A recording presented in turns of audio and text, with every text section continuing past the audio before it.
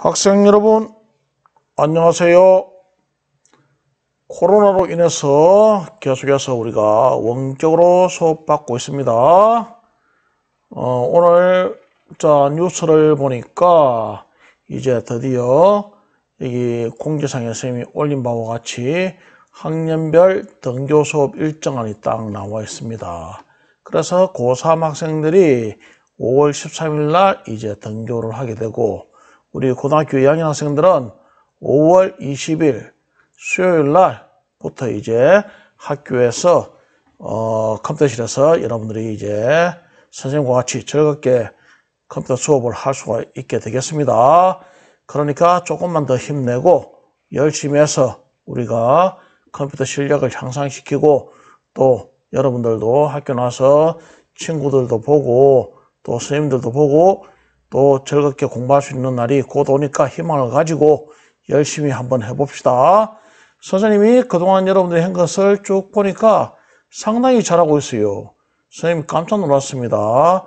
여기 보니까 선생님이 UCC 제작하는 방법에 대해서 8차시, 9차시 2시간에 이어서 이렇게 해봤는데 다들 열심히 만들고 있고 잘 만들고 있습니다. 상당히 잘 만들고 있어요. 자, 그러면은 이번 시간에는 이제 여러분들이 1단원을 마치고 난 뒤의 2단원 자료와 정보 2단원을 이제 본격적으로 이제 시작해 보겠습니다. 자, 오늘 2단원의 첫 시간인 효율적인 디지털 표현에 대해서 이제 본격적으로 한번 수업을 진행해 보도록 하겠습니다. 여러분들이 교과서 56페이지 펴주세요. 자료와 정보의 표현, 그리고 57페이지 효율적인 디지털 표현에 대해서 이제 선생님하고 본격적으로 진행해 보겠습니다. 펴주세요. 교과서.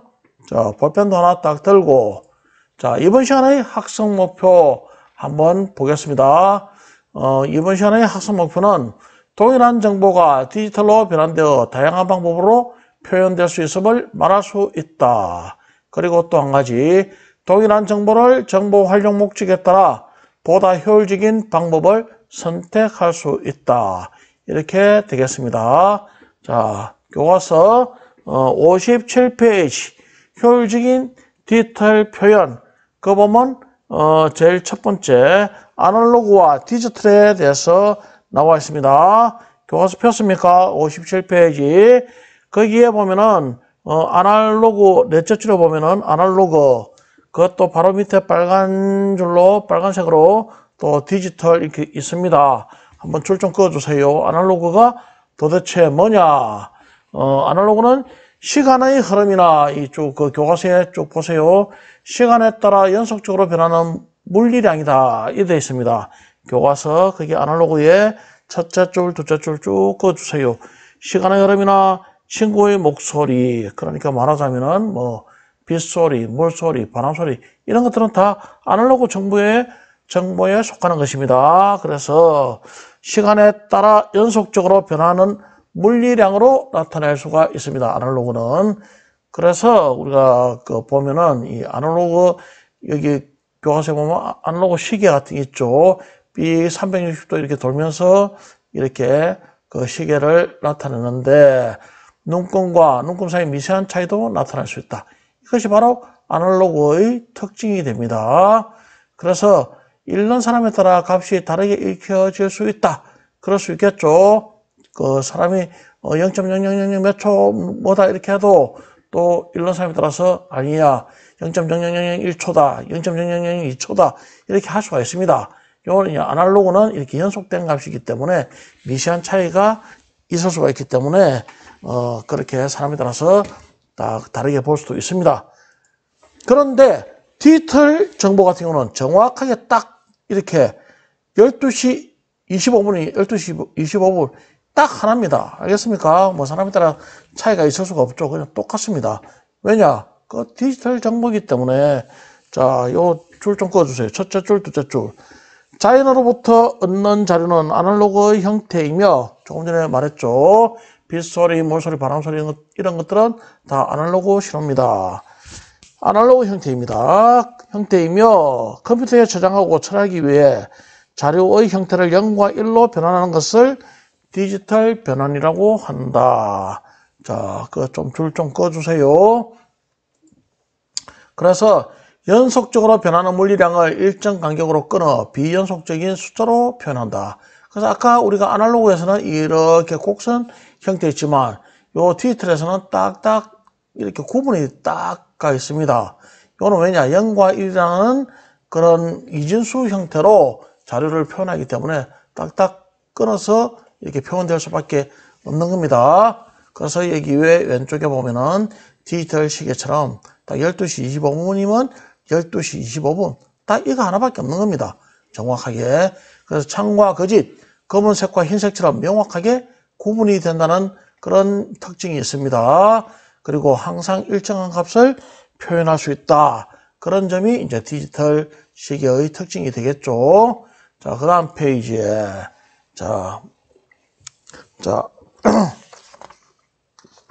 그 보면은, 자연으로부터 얻는 아날로그 형태의 자료를 컴퓨터에 저장하고 처리하기 위해 자료 형태를 0과 1로 변환하는 것을 디지털 변환이라고 한다. 그 교과서 57페이지에 디지털 변환 첫째 줄, 둘째 줄 좀 꺼주세요. 그 내용입니다. 알겠습니까? 좀 줄 좀 꺼주고 그 밑에 57페이지에 그림 밑에 있는 것 방금 본 바와 같습니다. 이런 디지털. 자, 그 다음 페이지. 자, 이진법을 수치 정보에 표현해서 이진법을 사용하여 사진 연산을 수행한다. 이렇게 쭉 되어 있습니다.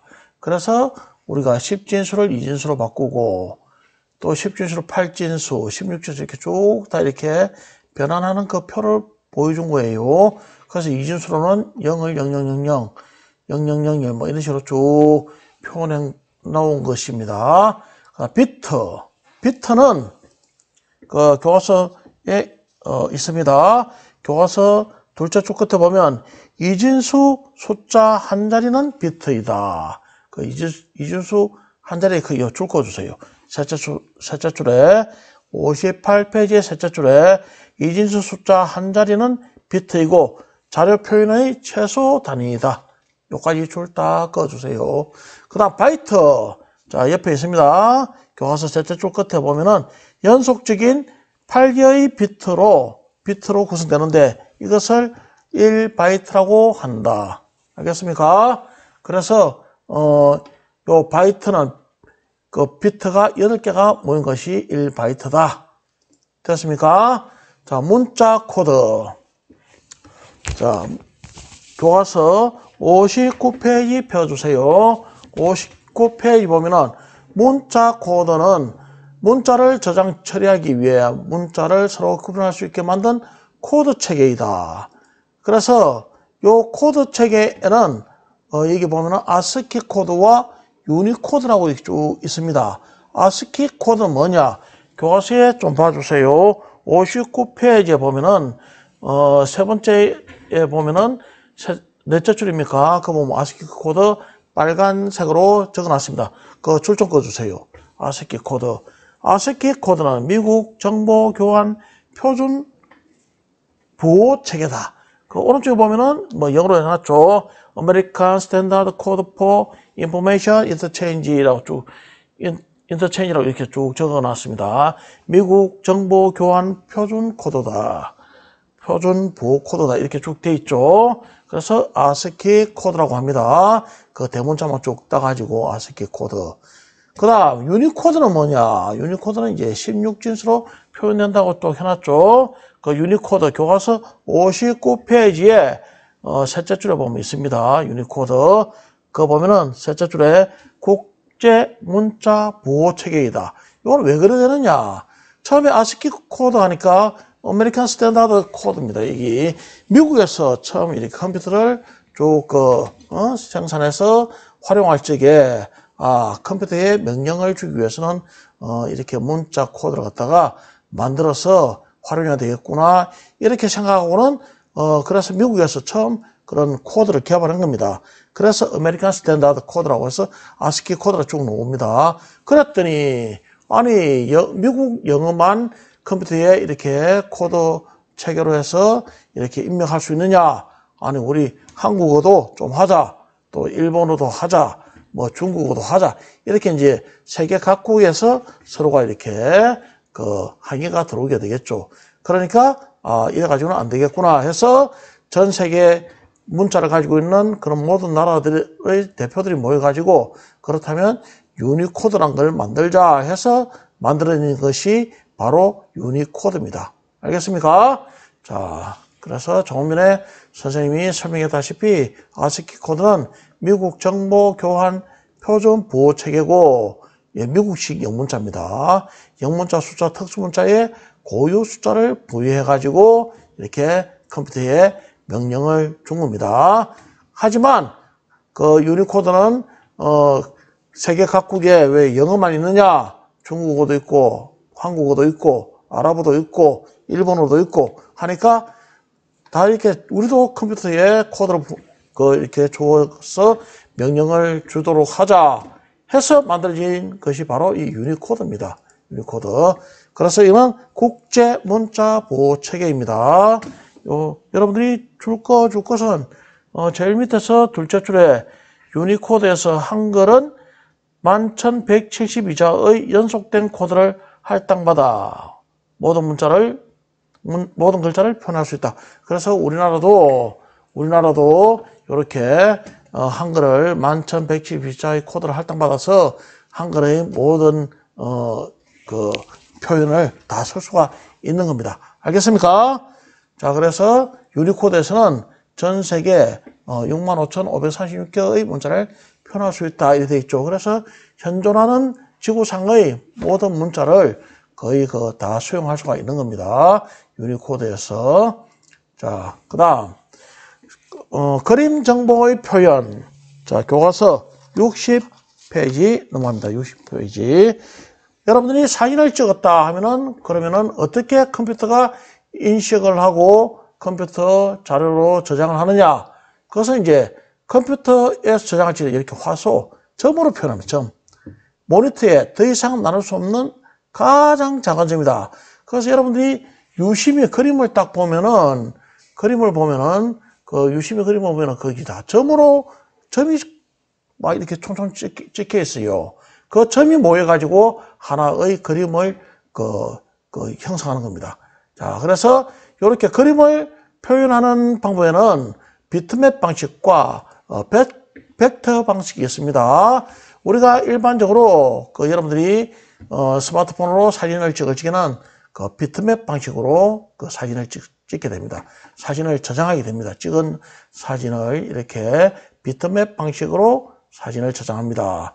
그래서 여러분들이 보면은 조금 전에 선생님이 모니터에 이렇게 점으로 이렇게 표현돼 가지고 이렇게 그림을 표현한다고 했는데 그걸 갖다 확대해서 보면 이렇게 점으로 되어 있어요. 점으로. 그래서 뭐 이런 꽃그림을 갖다가 이렇게 이런 점들이 모여 가지고 꽃을 갖다 표현한다든지 이렇게 하는 것은 이런 비트맵 방식이에요. 그래서 이것은 여러분들이 대표적인 것이 여러분들 스마트폰으로 찍으면은 나중에 저장될 적에 확장자가 JPG라든지 GIF 이렇게 됩니다. 그런데 보통 JPG로 거기가 스마트폰으로 하면은 저장이 되겠죠. 자, 그다음 벡터 방식은 어떻게 되느냐? 자, 벡터 방식은 수학적 정보로 그림을 표현합니다. 아까 우리가 비트맵에서는 점으로 화소로 표현한댔지만은 그 화소로 표현하기 때문에 확대를 하면 점이 이렇게 퍽 퍼지는 그런 경향이 있어요. 그래서 여러분들이 사진 찍을 걸 확대를 많이 시키면은 뽀얗게 되면서 그림이 좀 선명하지가 못해요. 하지만 벡터 방식으로 그림을 표현하게 되면 어떤 점이 있느냐? 이렇게 확대를 해도 선명하게 형태를 유지를 합니다. 그건 왜 그러느냐? 수학적 정보로 이렇게 그림을 표현하기 때문에 그런 거예요. 자, 그래서 이런 그림을 그렸다 했을 적에 이렇게 확대를 해도 그림이 깨지지 않는 그런 형태가 나타납니다. 그런데 물론 이 비트맵 방식과 벡터 방식이 장단점이 있습니다.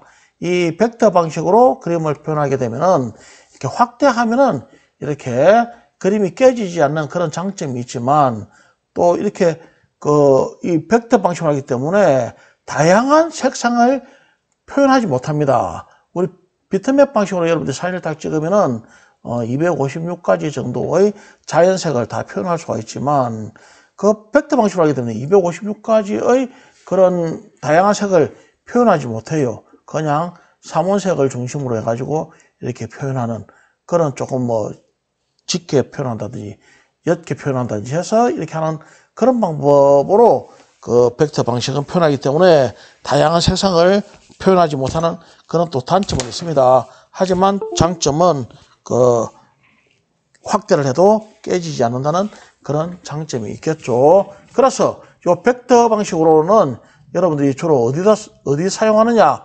벡터 방식은 여러분들이 학교 오다 보면은 프랑카드 같은 거 있죠. 글자 크게 해서 찌게 크게 사회적 거리두기 운동 해가지고 글자를 크게 이렇게 확대해서 찌게 우리가 볼 적에는 글자 같아 보이지만 사실은 글자가 아니고 그거는 벡터 방식으로 글자를 그림으로 표현한 겁니다. 그래서 확대를 해서 인쇄해도 그 글자가 깨지지 않게끔 그게 글자처럼 보이지만 사실은 벡터 방식으로 그려진 그림입니다. 알겠습니까? 그런데 이제 여러분들이 일상적으로 사진 찍는 그런 스마트폰으로 찍는 그런 사진들은 다 이 비트맵 방식으로 표현된 겁니다. 알겠습니까? 자, 이런 점을 여러분들이 참고해주고, 자, 그 다음 페이지, 여기에 60페이지 줄 좀 그어주겠습니다. 비트맵 방식의 둘째 줄에 보면은 비트맵 방식은 이러한 화소들을 모아 그림을 표현하는 방식이다. 줄 그어주시고, 그 다음 벡터 방식은 첫째 줄 끝에 보면은 수학적 정보로 그림을 표현하는 방식을 말한다. 이렇게 줄 좀 그어주세요. 자, 그 다음 62쪽으로 넘어가겠습니다. 62쪽. 그러면 이제 우리가 컴퓨터가 자료를 표현하는 데 있어서 그림은 그렇게 화소라든지 벡터 방식으로 이렇게 표현한다 하지만은 그림은 우리가 음악 소리 같은 여러분 음악 많이 듣죠. 음악을 그러면 어떻게 표현하느냐? 음악은 또 컴퓨터가 또 이러한 과정을 거쳐 가지고 또 음악을 또 저장합니다. 어떻게 하느냐? 이 자연현상 여러분들이 물소리, 바람소리 이런 것들은 다 아날로그 정보라고 했죠. 그런데 컴퓨터는 이 아날로그 정보를 갖다 어떻게 해서 또 이렇게 디지털 정보로 이렇게 저장을 하느냐? 그것은 이 세 가지 단계를 거쳐 가지고 디지털 방식으로 변환시킵니다. 제일 처음에 샘플링 해가지고 표본화를 하고 표본된 걸 갖다가 이렇게 수치 자료로 양자화합니다. 그래서 부호로 이렇게 분할을 해서 이렇게 소리를 저장하게 됩니다. 자, 교과서 62쪽 소리 정보의 표현에 넷째 줄부터 꺼주세요. 넷째 줄, 다섯째 줄 꺼주세요. 아날로그 형태의 소리 정보를 디지털 형태로 변환할 때는 표본화, 양자화, 보호화 과정을 거친다. 쭉 줄 꺼주세요. 그럼 표본화는 뭐냐? 교과서에 62쪽 아날로그 신호의 표본화 첫째 줄, 둘째 줄 좀 꺼주세요. 샘플링을 합니다. 첫째 샘플링. 자, 아날로그 소리 자료를 일정한 시간 간격으로 잘라 진폭의 크기를 디지털 값으로 변환하는 과정이 이 표본화 과정입니다. 좋겠습니까? 그 다음, 이래서 이 아날로그 신호를 갖다가 이렇게 디지털 값으로 변환합니다. 자, 이렇게 딱딱딱딱 끊어가지고, 요렇게 딱딱 끊어진 자료로 만들게 되겠죠. 이것이 바로 표본화 과정입니다. 그 다음, 양자화. 그 두 번째 과정을 보면은 또 줄 그어주세요. 첫째 줄, 표본화에서 선택된 신호의 값을 결정하는 것이다. 자, 봅시다. 표본화에서 선택된 신호의 크기를 정해진 대표값으로 표현하는 단계이다. 이런 식으로 된 것 갖다가 요렇게 정수 형태로 표현한 겁니다. 이 33.6.7 이렇게 쭉 된 것 갖다가 그냥 숫자로 정수로 딱딱딱딱 만들어 버렸죠. 이렇게 표현하는 그런 단계가 양자화. 그래서 이제 마지막으로 이제 부호화 과정을 거칩니다. 자, 62페이지에 부호화의 첫째 줄 좀 그어주세요. 양자화된 신호들을 이진수인 0과 1로 표현하는 단계이다. 이거 좀 줄 좀 그어주세요. 부호화. 자, 여기에 양자화된 신호들을 이진수로 표현하는 단계이다. 자, 줄 긋고, 요렇게 우리가 아까, 양자화 과정에서 이렇게 정수화 시켰죠. 이렇게. 정수화 시킨 것 갖다가, 이렇게, 부호화 시킵니다. 양자값을 2, 5, 7, 뭐 이렇게 쭉 된 것 갖다가, 뭐, 부호화. 이거는 0, 1, 0, 1, 0, 1, 이것은 그 10진수 1을 그 이진수로 이렇게 그 표현한 겁니다. 2진수로 하면 0, 1, 0, 1, 0, 1, 뭐 이렇게 쭉 되는데, 5는 10진수 5는 이진수 뭐 101. 왜 이렇게 이진수를 하느냐? 컴퓨터는 이진수로만 모든 값을 저장합니다. 왜냐? 컴퓨터 자체가 전기로 이렇게 가동하는 거기 때문에 전원이 들어오면은 전기가 들어오면은 1, 전원이 꺼지면은 0. 그래서 깜빡깜빡 이렇게 하겠죠.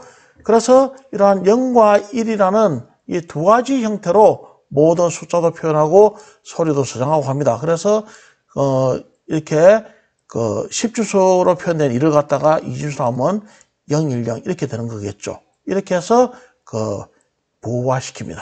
알겠습니까? 그렇게 해서 소리를 갖다가 저장하고 그 소리를 여러분들이 음악이라든지 이런 것도 다 이렇게 부호화 과정을 거쳐가지고 이 세 가지 단계를 거쳐서 이렇게 음악을 저장하고 하는 겁니다.